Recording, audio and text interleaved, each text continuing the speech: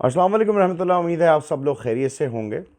जमहूरियत क्या चीज़ है? जमहूरियत क्या बला है? किस चीज़ का नाम है? पाकिस्तान के लिए ये चीज़ इतनी ज़रूरी क्यों है कि हमने अपने मुल्क का नाम ही इस्लामी जमहूरियत पाकिस्तान रख लिया है? और क्या इसके कुछ फ़ायदे हैं, क्या इसके कुछ नुकसानात हैं? आज इस पे कुछ बात करेंगे। सबसे पहले तो जमहूरियत की हिस्ट्री देख लेते हैं, इसके मायने समझ लेते हैं कि बेसिकली है क्या चीज़ और इसके मायने क्या हैं। देखिए, जमहूरियत एक बहुत ही पुराना कॉन्सेप्ट है। 5 बीसी में पहली दफ़ा इस कॉन्सेप्ट को जाना गया, पहचाना गया और उस ज़माने में यूनान के शहर एथेंस में एक टर्म कॉइन की गई जो दो अल्फाज पर मुश्तमिल थी, डेमोस एंड क्रेटोस। डेमोस के मायने हैं पीपल, अवाम, लोग।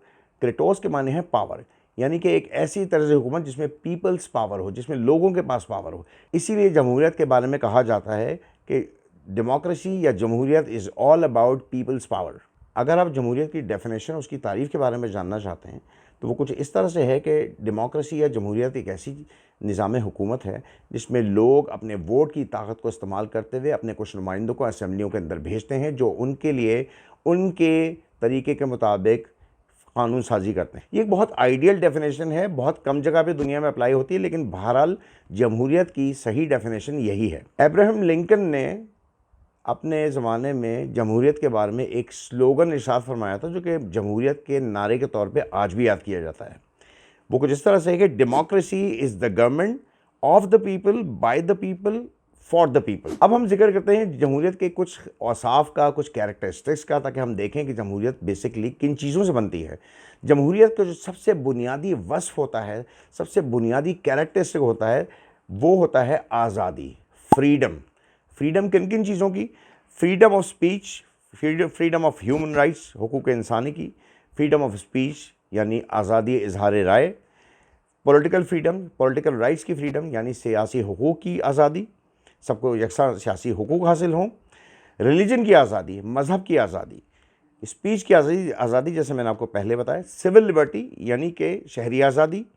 वोटिंग राइट्स, सबसे इंपॉर्टेंटली जमहूरियत का निज़ाम जो डिफ़ाइन होता है वो वोटिंग राइट से डिफ़ाइन होता है कि आपको अपनी पसंदीदा पार्टी को वोट देने की आज़ादी होती है। लोगों को प्रॉपर्टी के राइट्स हासिल होते हैं। लोग जहाँ भी चाहें पूरे मुल्क के अंदर, जहाँ पे जमहूरियत का निज़ाम नाफिज है, कहीं पे भी कोई भी प्रॉपर्टी खरीद सकते हैं, चाहे वो कमर्शियल प्रॉपर्टी हो, चाहे वो रेजिडेंशियल प्रॉपर्टी हो। जमहूरियत के निज़ाम में मुसावात होता है, इक्वालिटी होती है, सब लोग बराबर होते हैं। एक बहुत इंपॉर्टेंट वस्फ और एक बहुत इंपॉर्टेंट कैरेक्टरिस्टिक जमहूरियत की ये होती है कि उसमें अक़लियतों को बेइंतहा हुकूक हासिल होते हैं। माइनॉरिटी राइट्स की प्रॉपर डेफिनेशन आपको जमहूरियत में मिल सकती है। ये सारी बातें जिक्र करने के बाद मैं आपको मज़े की बात बताऊं कि जमहूरियत का एजेंडा कहीं पे भी किसी मुल्क में भी नहीं लिखा हुआ है, बल्कि होता यह है कि आप तमाम ममालिक में जहाँ जहाँ जमहूरियत नाफिज है वहाँ से बेस्ट प्रैक्टिसेस उठा के कुछ सीखने की कोशिश करते हैं और उनको अपने मुल्क में नाफिज करने की कोशिश करते हैं। ये एक बहुत आइडियल अमल है और दुनिया के किसी भी मुल्क में जमहूरियत का निज़ाम उस तरह से नाफिज नहीं है जिस तरह से उसको नाफिज होना चाहिए। अगर ऐसा होता तो मेरे ख़्याल में दुनिया एक बहुत ही आइडियल जगह होती रहने के लिए, क्योंकि जमहूरियत के इस बात में कोई शक नहीं है कि बेइंतहा फ़ायदे हैं। उन फ़ायदों में से कुछ फ़ायदे कुछ इस तरह से हैं कि जैसे मैंने आपको पहले बताया कि इब्राहिम लिंकन का कॉल है कि जमहूरियत या democracy is the government of the people, by the people, for the people. इसकी बेहतरीन एग्जांपल हम यूएसए और यूनाइटेड किंगडम यानी कि इंग्लैंड के अंदर देख सकते हैं, जहाँ पे आपको मालूम होता है कि लोग प्रॉपर तरीके से अपने नुमाइंदों को चूज़ करते हैं।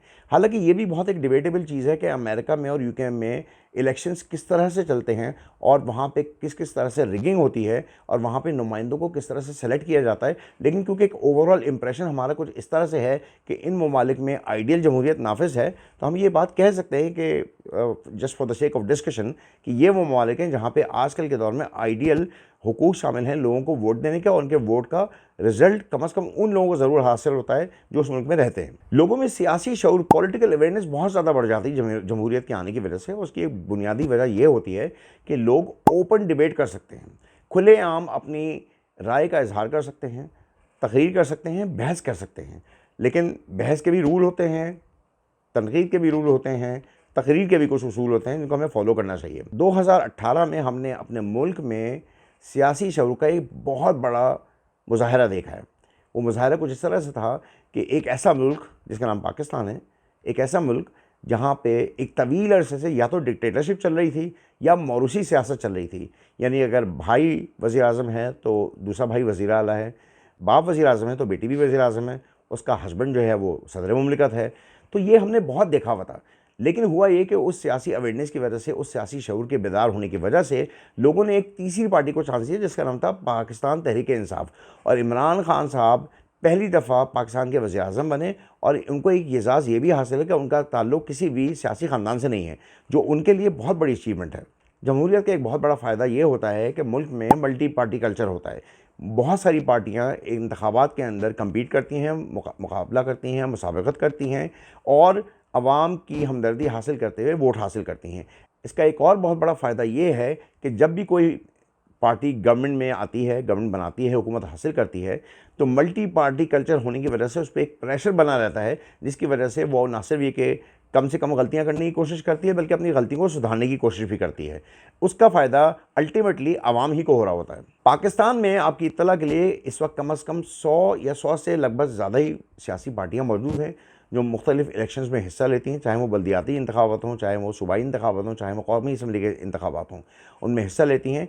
और ये वो कल्चर है जो कि जमहूरियत की देन है, क्योंकि जमहूरियत हमेशा मल्टी पार्टी कल्चर को सपोर्ट करता है। जैसे कि मैंने आपको पहले बताया कि जमहूरियत में फ्रीडम ऑफ स्पीच होती है, आज़ादी इजहार राय होती है, लोगों को अपनी राय के इजहार की आज़ादी होती है। वो जो बात भी हो, जहाँ पर भी हो, वो कह सकते हैं, लोग उनको सुन सकते हैं, लोग एक दूसरे को समझ सकते हैं, समझा सकते हैं। इसका बहुत बड़ा मुजाहरा हमने अपने मुल्क में देखा जब 2000 की दिहाई में मीडिया को ओपन किया गया, इलेक्ट्रॉनिक मीडिया को ओपन किया गया और मुख्तलिफ चैनल्स वजूद में आए। इस वक्त मुल्क में 80 से ज़्यादा चैनल मौजूद हैं, जिनमें से ज़्यादातर चैनल न्यूज़ चैनल्स हैं जो मुख्तलिफ सियासी पार्टियों के बयानिए को नशर करते हैं।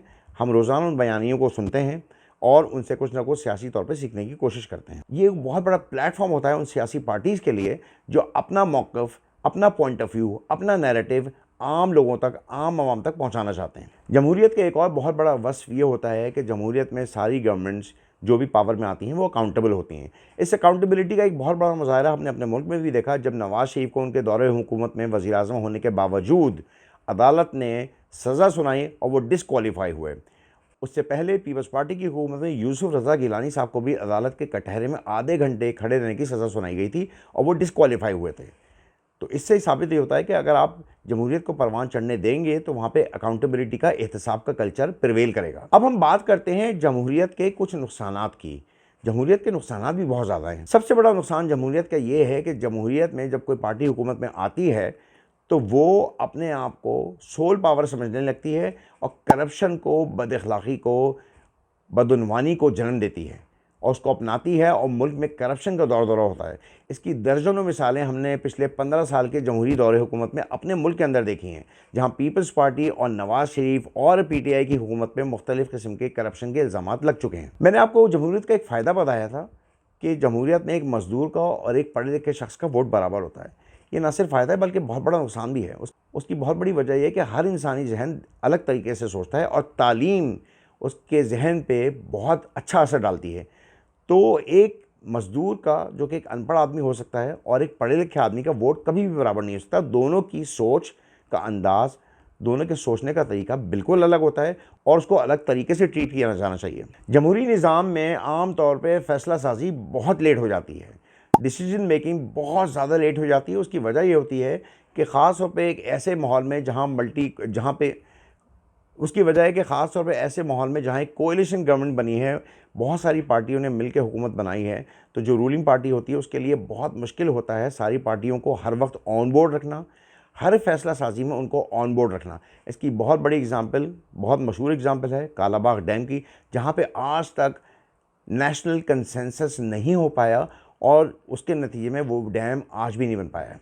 किसी भी सियासी पार्टी में अभी तक ये हिम्मत पैदा नहीं हुई है कि कालाबाग डैम के इशू के ऊपर सारी सियासी पार्टियों को ऑन बोर्ड लेकर आएँ, फ़ैसला साजी करें और ये फ़ैसला करें कि क्या हमें ये डैम बनाना भी है या उसको बनाने का वक्त गुजर चुका है और अब हमें वो डैम नहीं बनाना चाहिए। हमें कोई फ़ैसला तो करना चाहिए। और उसकी बहुत बड़ी वजह यह है कि हुक्मरान पार्टियाँ अक्सर अपनी कोएलिशन पार्टियों के मफादात को मद्देनज़र रखते हुए इस फैसले की फ़ैसला साजी में ताख़ीर करती हैं। एक और बहुत बड़ा नुकसान जो जमहूरियत में होता है वो ये होता है क्योंकि जैसे मैंने आपको बताया कि जमहूरियत is all about peoples power, democracy is all about peoples power. तो जो कानून साजी होती है वो लोग अपनी मर्ज़ी से बनाते हैं। पाकिस्तान जैसे मुल्क में भी ये हो रहा है कि पाकिस्तान में भी बहुत सारे ऐसे कवानीन बने हैं जो लोगों की मर्ज़ी से बने हैं, अब वो लोग आम जनता भी हो सकती है, आम आवाम भी हो सकती है, और आवाम का एक मखसूस तबका भी हो सकता है जो सिर्फ अपने फ़ायदे के लिए उन असम्बलियों के नुमाइंदों से कानून साजी करवाता है जिनको उन्होंने असम्बली में भेजा होता है। ये एक बहुत ही गलत प्रैक्टिस है और बहुत बड़ा नुकसान है जमहूरियत का, ख़ास तौर पर ऐसे मुल्क के लिए जिसका नाम इस्लामी जमहूरियत पाकिस्तान है, जहाँ पे सारे कवानीन को इस्लाम के नीचे होना चाहिए, इस्लाम के ताबे होना चाहिए। वहाँ पे हम देखते हैं कि LGBT राइट्स के बारे में भी लॉ बनते हैं और उनको इम्प्लीमेंट किए जाने की कोशिश होती है। हुदूद ऑर्डिनेंस के अंदर कुछ ऐसी अमेंडमेंट की जाती हैं जो कि बिल्कुल इस्लामी निज़ाम से मुताबिकत नहीं रखती, और ऐसे लॉस को कंडेम किया जाना चाहिए। लेकिन क्योंकि अवामी फ़ैसला हुआ है, असम्बली के अंदर फ़ैसला हुआ है, तो लोगों का कहना यह है कि इन फैसलों को असम्बली के ज़रिए ही ख़त्म किया जा सकता है, जो कि पॉसिबल नज़र नहीं आता, जो कि मुमकिन नज़र नहीं आता। मैंने आपको जमहूरियत का एक और फ़ायदा बताया था कि मीडिया आज़ाद हो जाता है, लोगों को आज़ादी इज़हार राय होती है, लेकिन उसका जो नतीजा निकलता है ममालिक में वो ये होता है कि वहाँ से मोरालिटी ख़त्म हो जाती है, अखलाकियात ख़त्म हो जाती है। यूरोप की एग्ज़ाम्पल सबके सामने है। यूरोप इस वक्त बद अखलाक़ी के मामले में सबसे आला दर्जे पे फाइज़ है। बद अखलाक़ी सिर्फ ज़बान की नहीं होती, किरदार की भी होती है, रिश्तों की भी होती है। और इन सब को मद्देनज़र रखते हुए अगर आप यूरोप की सोसाइटी को देखें तो वहाँ पे बद अखलाक़ी अपने उरूज पे है, और बदकिस्मती से हमारा मुल्क और हमारे जैसे बहुत सारे थर्ड वर्ल्ड कंट्रीज़ उन बद अखलाक़ियों को फॉलो करते हैं, उनको अपनाने की कोशिश करते हैं। जमहूरियत का एक बहुत बड़ा नुकसान ये है कि हमारे जैसे ममालिक में जब हुकूमत बनती है और एक कोएलिशन गवर्नमेंट फॉर्म होती है जहाँ पे बहुत सारी पार्टियाँ मिल के हुकूमत बनाती हैं, तो वहाँ पे जो हुक्मरान पार्टी होती है वो उसका ज़्यादातर वक्त जो है अपनी इज़्ज़त बचाने में, अपनी हुकूमत बचाने में गुजर जाता है। उनको मौका ही नहीं मिलता कि 5 साल के टेन्योर के अंदर वो आवाम के लिए कुछ कर सकें। इसकी बहुत बड़ी मिसाल हमने पिछले 2 सियासी अदवार में देखी है अपने मुल्क के अंदर, जहाँ पहले 2013 से 2018 तक नवाज़ शरीफ साहब ना सिर्फ अपनी हुकूमत को बचाने के चक्कर में लगे रहे, बल्कि अपनी इज़्ज़त और वक़ार को भी बचाने के चक्कर में लगे रहे। लेकिन हुआ क्या कि ना तो उनकी इज़्ज़त बची, ना उनका वक़ार बचा, ना उनकी हुकूमत बची, और सारे प्रोसेस में उन्होंने आवाम को साइडलाइन किए रखा और आवाम के लिए कोई चीज़ डिलीवर नहीं की। पिछले 5 साल के दौरे हुकूमत में नवाज़ शरीफ साहब का एक मेजर प्रोजेक्ट नहीं है जो उन्होंने कंप्लीट किया हो। बहुत सारे प्रोजेक्ट शुरू तो किए होंगे लेकिन ख़त्म नहीं कर पाए, इसलिए कि उनके ऑब्जेक्टिव डिफरेंट थे। वो 5 साल के पीरियड में सिर्फ अपनी हुकूमत को बचाने के चक्कर में लगे रहे। तकरीबन यही हाल PTI को हुआ। PTI को 3.5 साल मिले हुकूमत करने के लिए। इन 3.5 साल की हुकूमत में बैड परफॉर्मेंस, बैड गवर्नेंस और बहुत सारे स्कैंडल्स की वजह से हुकूमत का पूरा फोकस अपनी हुकूमत को बचाने का था और आवाम के लिए वो कुछ भी डिलीवर ना कर पाए। मेरा ख़्याल है कि हमारे यहाँ अगर जमहूरियत इसी तरह से चलती रही तो ये सियासी पार्टियाँ कभी भी आवाम के लिए कुछ भी डिलीवर नहीं कर पाएंगी, क्योंकि उनका ज़्यादातर वक्त अपनी हुकूमत को बचाने में लगा रहता है। और ये एक ऐसी प्रैक्टिस है, जमहूरियत का ऐसा नुकसान है जिससे बचना बहुत मुश्किल है। इसलिए कि जमहूरियत है तो मल्टी पार्टी कल्चर है, आज़ादी इज़हार राय है, मीडिया भी आज़ाद है। तो जो हुकूमत होती है वो सबसे बड़ी विक्टिम बन जाती है लोगों की नज़र में, और सबसे ज़्यादा तनकीद का निशाना उस हुकूमत ही को बनाया जाता है जो कि पावर में होती है। तो हमारी कोशिश ये होनी चाहिए कि जमहूरी निज़ाम को कुछ इस तरह से तश्कील दें कि ये सारी चीज़ें ना हों, बल्कि आवाम के फ़ायदे की बात हो। अगले व्लॉग में मैं आपको ये बताऊँगा कि पाकिस्तान के लिए जमहूरियत ज़रूरी है कि नहीं है, अगर ज़रूरी है तो क्यों है, और अगर नहीं है तो वो कौन सा ऐसा निज़ाम हो सकता है जो पाकिस्तान में चल सकता है, पाकिस्तान को आगे लेके जा सकता है। इंशाल्लाह आपसे अगले व्लॉग में मुलाकात होगी। अस्सलाम वालेकुम रहमतुल्लाहि व बरकातुहू।